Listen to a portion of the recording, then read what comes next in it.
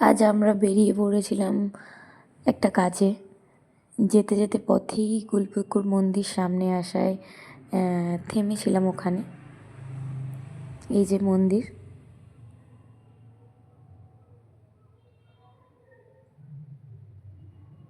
দেখছিলাম যে মন্দিরে কোথায় কি আছে। প্রথমবার এসছি, যে গেট থেকে আমরা দুজন উঠছি একসাথে মন্দিরের ভিতরে।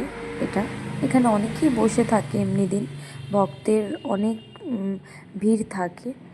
জানি না, আজকে তেমন একটা ভিড় দেখতে পাইনি, কিছু লোক ছিল কিন্তু বাইরের দিকে।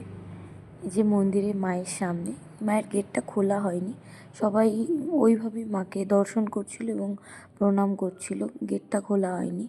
প্রায় 2-3টে গেট রয়েছে মার ওপারে যেতে হলে। 2-3টে এই কলারশেপের গেট খুলে তারপর মাকে পুরো দর্শন করা যাবে।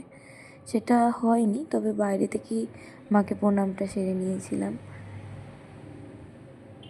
তারপর ওখান থেকে আমরা দুজন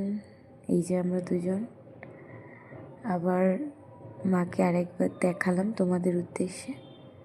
এবার আবার রওনা দেব।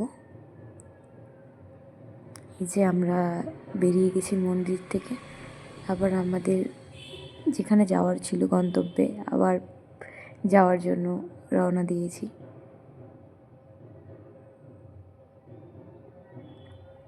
দেখতে থাকো তোমরা।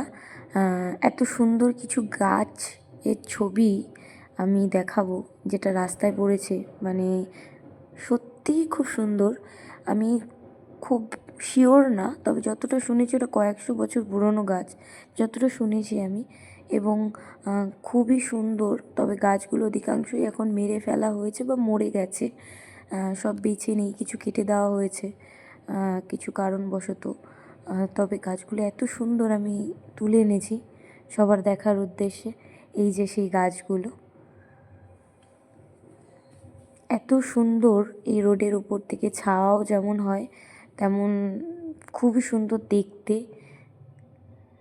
এটা যত সম্ভব কলাচিন পার করে, অথবা আমরা যাচ্ছিলাম গাইঘাটার উদ্দেশ্যে।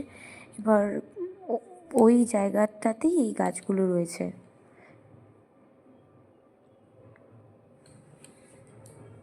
এগুলো সব অনেক পুরনো গাছ। এগুলোর পাতাগুলো ঝরে গেছে, শুকিয়ে গেছে, কিছু কিছু ডাল কেটে দেওয়া হয়েছে, কিন্তু এত অপূর্ব লাগছে।